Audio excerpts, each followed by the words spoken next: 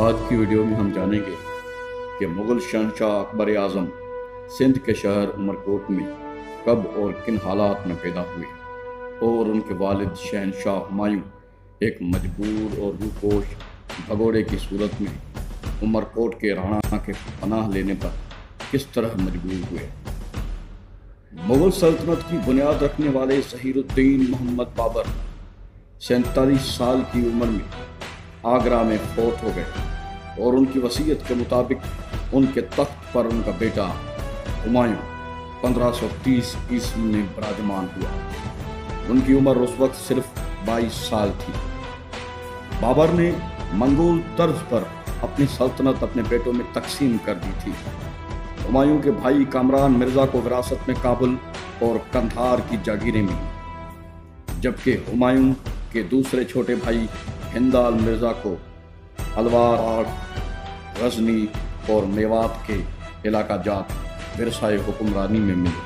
تھوڑے ہی وقت میں بھائیوں نے ہمایوں کے خلاف بغاوت کر کے تخت ہتھیانے کی کوشش کی، لیکن ہمایوں کے لیے بڑا خطرہ فرید خان نامی ایک پختون امیر تھا جو سرسرام بہار کا جاگیردار تھا، اور دوسرا چیلنجر گجرات کا سلطان بہادر مظفر تھا۔ ان شخصیات سے پہلی جھڑپوں میں ہمایوں کامیاب رہا، لیکن 1535 میں سلطان بہادر نے پرتگیز قوم سے جدید ہتھیار خرید کر ہمایوں کو شکست دینے کا منصوبہ بنایا۔ اس لیے ہمایوں گجرات پر حملہ آور ہوا۔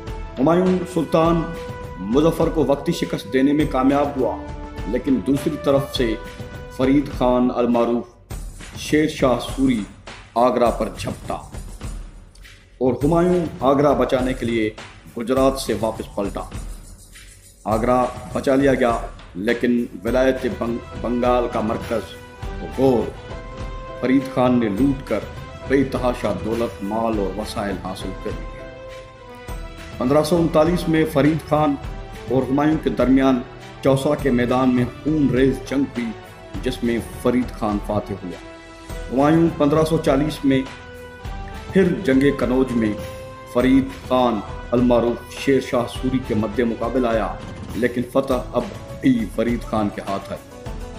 اس شکست کے بعد ہمایوں اپنی جان بچانے کے لیے لاہور تک دوڑتا ہوا اپنے بھائیوں کامران مرزا اور مرزا ہندال کے پاس پہنچا، لیکن انہوں نے کوئی مدد نہ کی اور فرید خان اس کا پیچھا کرتا ہوا پنجاب آ پہنچا۔ ہمایوں ملتان پہنچا، جہاں بخشو خان نامی بلوچ سردار نے اسے اناج اور اشرفیاں دے کر دریائے سندھ پار کرنے میں مدد کی۔ اس طرح ہمایوں ایک شکست خوردہ شخص کی صورت میں سندھ کے شہر بکھر میں وارد ہوا، جو موجودہ سکھر کے قریب واقع تھا۔ سندھ اس وقت شاہ حسن ارغون کے زیر حکومت تھا۔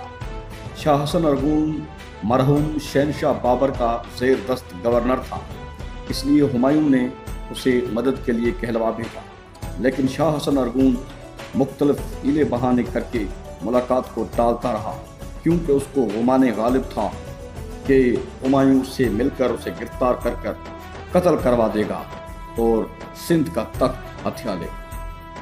اسی طرح ہمایوں کو روہڑی کے چار باغ نامی شاہی محل میں رہتے ہوئے 4 مہینے گزر گئے۔ اس کے ماندہ لشکر میں فاقوں کی نوبت آئی اور وہ گھوڑے اور اونٹ ذبح کر کے کھانے لگے اور آہستہ آہستہ لشکر سے بھاگنے لگے۔ اسی دوران ہمایوں کو اطلاع ہوئی کہ ان کے بھائی مرزا ہندال قندھار جاتے ہوئے روہڑی میں قیام پذیر ہوئے ہیں۔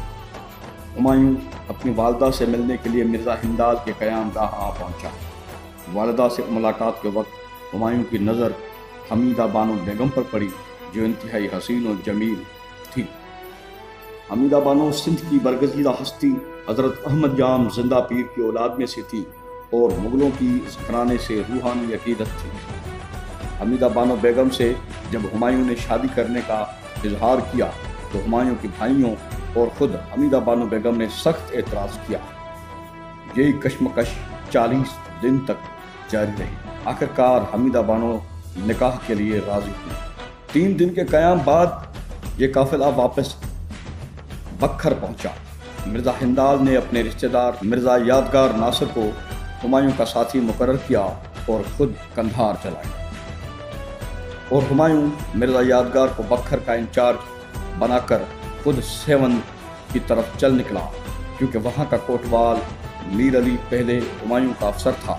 इसलिए हुमायूं को यकीन था कि मीर अली उसकी मदद ज़रूर करेगा। लेकिन मीर अली ने मदद करने के बजाय जंग की ठान ली और इस तरह हुमायूं को सेवन में 7 महीने तक शदीद लड़ाई लड़ना पड़ी, लेकिन सेवन का किला फतह ना हो सका। और मायूस होकर हुमायूं बख्तर पहुंचा, लेकिन यहाँ भी दगाबाजी उसका इंतज़ार कर रही थी, क्योंकि शाह हसन अरगून ने मिर्ज़ा यादगार नासिर को अपनी बेटी का रिश्ता और बख्तर की जागीर देने का लालच देकर अपने साथ मिला लिया था। सेवन की लड़ाई 7 महीने तक जारी रही थी और हुमायूं के साथी उसको छोड़कर भाग निकले थे, जो कि शाह हसन अरगून के हत्थे चढ़ गए। और शाह हसन अरगून ने 10,000 भगोड़े मुगल सिपाहियों को गिरफ्तार करके सिंधी महासागर में डुबो दिया। जब हुमायूं बख्तर आया तो मिर्ज़ा यादगार उसके खिलाफ जंग के लिए सिफारा खड़ा हुआ था। ये इंतहाई मायूस कुन सूरत हाल थी और हुमायूं ने वहाँ से चंद साथी लेकर जोधपुर के राजा मालदेव की तरफ चल निकला, जिसने हुमायूं को मदद का यकीन दिलाया था। लेकिन वहाँ तक पहुँचते पहुँचते हुमायूं को जैसलमेर, सातनमीर और इर्द गिर्द के राजपूतों की छापामार लड़ाइयों का सामना करना पड़ा। वहाँ भी जब हुमायूं पहुँचा तो उसको खुफिया खबर मौसूल हुई कि शेर शाह सूरी ने राजा मालदेव को खरीद लिया है और उसका लश्कर हुमायूं को गिरफ्तार करने के लिए सरपट दौड़ता हुआ आ रहा है।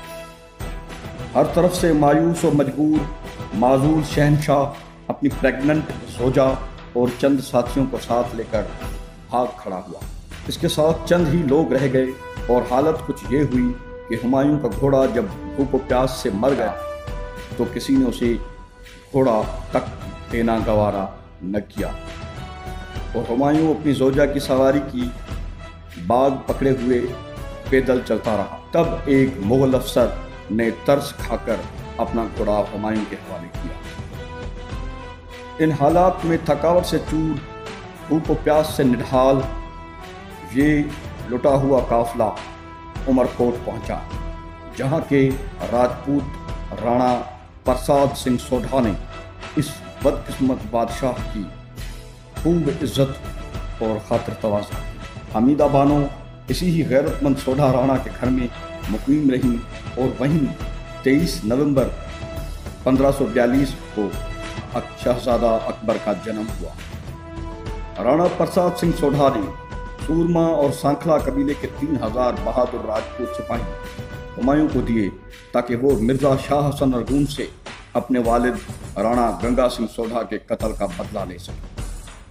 हुमायूं ने इस लश्कर की मदद से सिंध के शहर जौन का इलाका फतह किया और वहाँ से सिंधी फौज अपने लश्कर में भर ली। हमीदा बानो को वहाँ बुलवाया और 6 माह तक वहाँ आराम किया।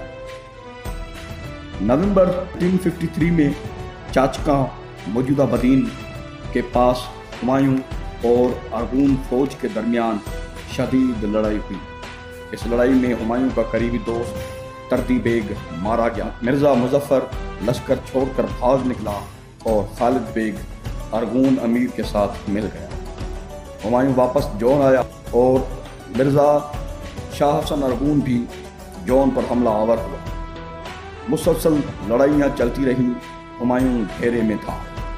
तब खबर आई कि मशहूर मुग़ल जनरल बैराम खान गुजरात से बदीन आ पहुँचा है। मिर्ज़ा शाह हसन ने काफ़ी कोशिश की कि बैराम खान को गिरफ्तार किया जा सके, लेकिन वो हुमायूं से आ मिला। मिर्ज़ा शाह हसन अरगून ने हुमायूं को सिंध सलामती से छोड़ने की पेशकश की, जो हुमायूं ने मजबूरन कबूल कर ली। लेकिन सिंध छोड़ के लिए हुमायूं के पास कोई ऊँट घोड़े न थे।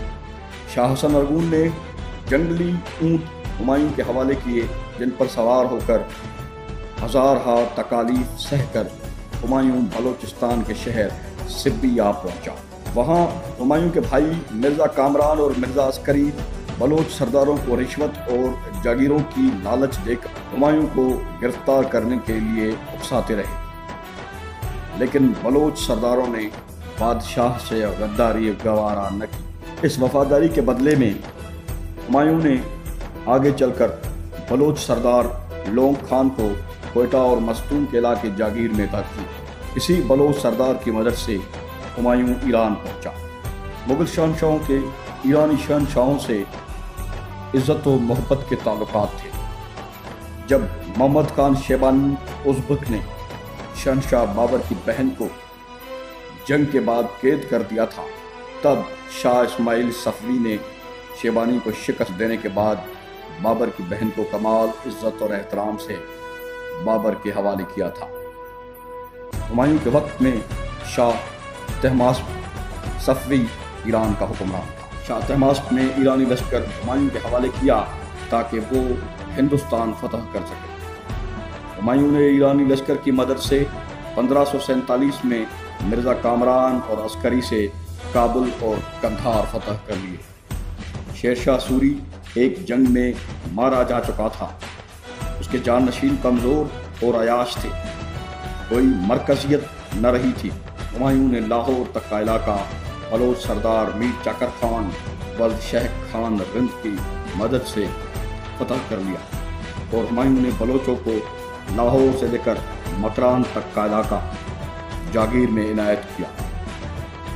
1555 में हुमायूं ने सिकंदर शाह सूरी को शिकस्त देकर हिंदुस्तान का तख्त भी वापस जीत लिया।